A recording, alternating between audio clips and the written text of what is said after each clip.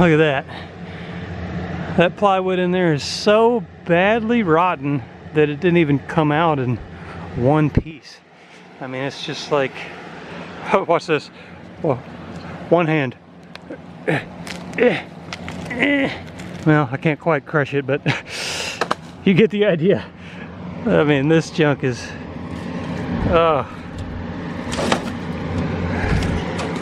crazy.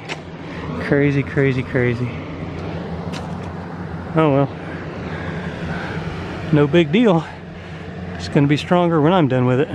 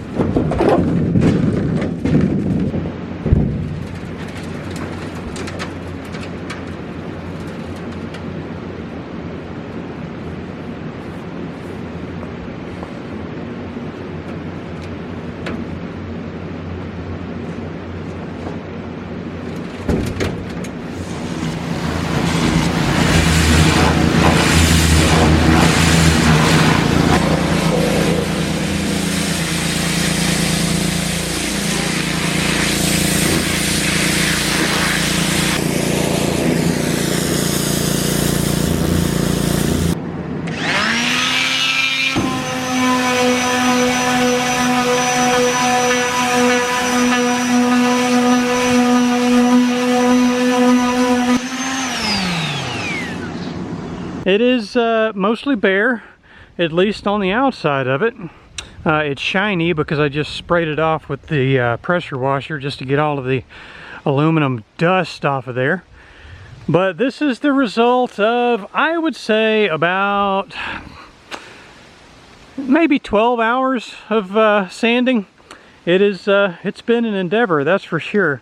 But I'm not done quite yet. As you can see, I've still got some patches that I need to get to. On the underside of all these pieces here are still green, but I have well over 90% of the outside of the hull sanded off. I've been using a combination of just a little sheet sander and also a wire brush on a drill to get to this point. Yep, so just a bit more sanding, and then we will be able to externally seal all of these seams and rivets that's outside the hull. We're going to seal that up with epoxy.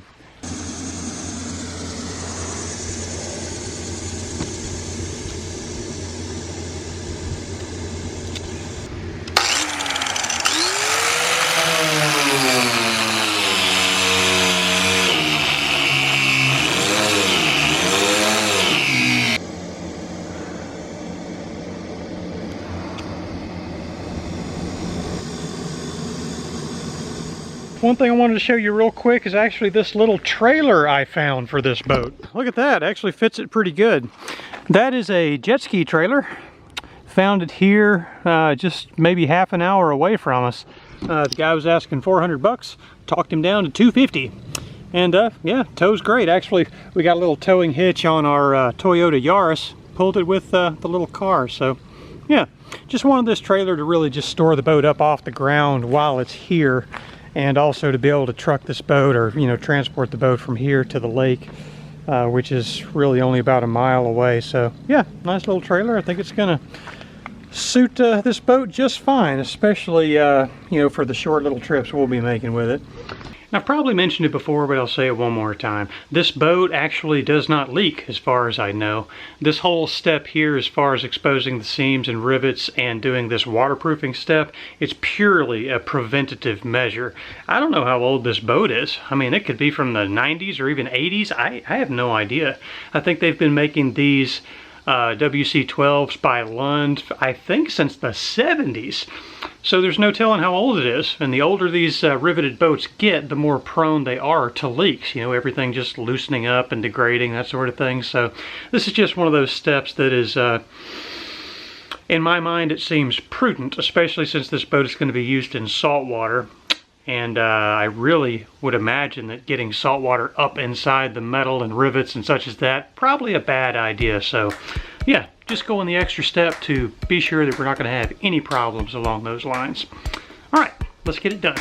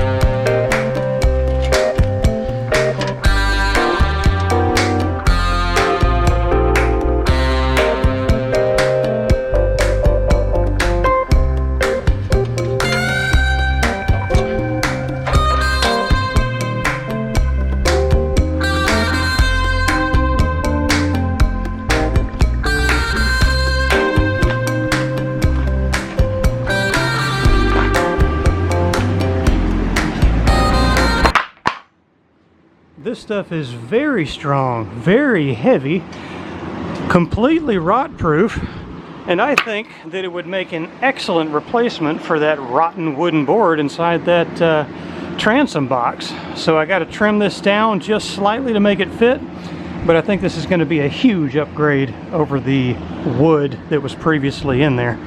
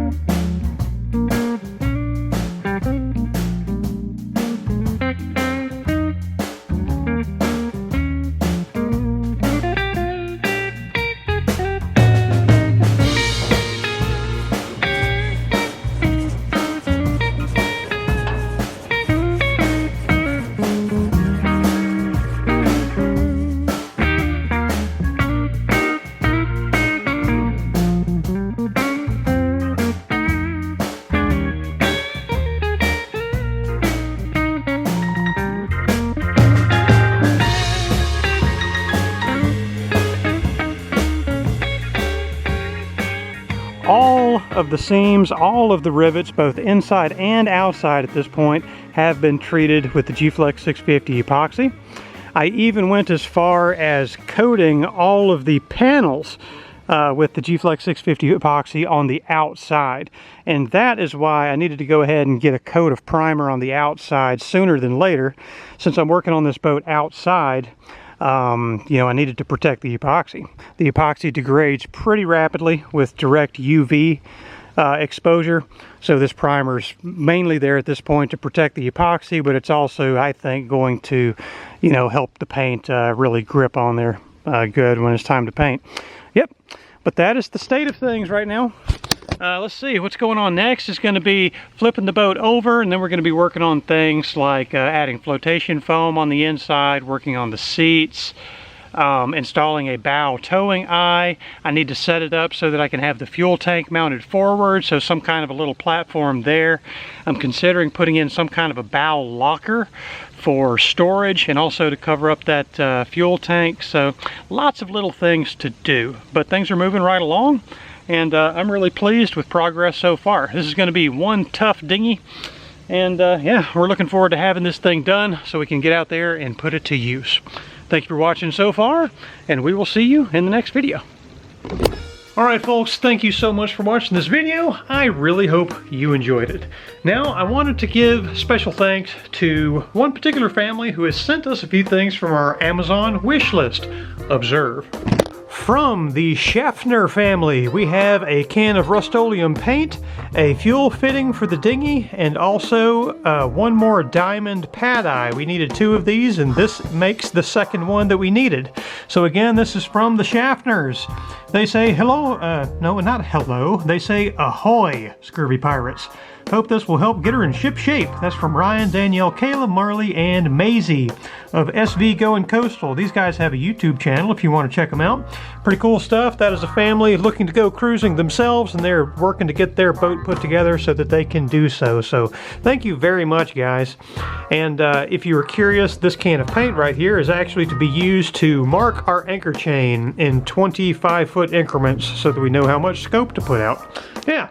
So that's super duper helpful. Thank you so much, guys. Special thanks to our patrons, special thanks to our viewers and supporters and everybody else who helps us out or sends stuff off of our Amazon list or, you know, just supports us on a regular basis via Patreon. We could not do this kind of stuff without the help of our supporters. So, one just final thing I wanted to kind of clarify is that the dinghy is in fact done at this point. So while I appreciate, you know, all of the advice and things in the comment section, you know, there's not a whole lot I can do about it at this point. But there was one particular comment that I wanted to give a direct reply to, and that is to the guy who suggested that this dinghy was a horrible choice for use in saltwater because it is going to rust. Here is my reply to that guy.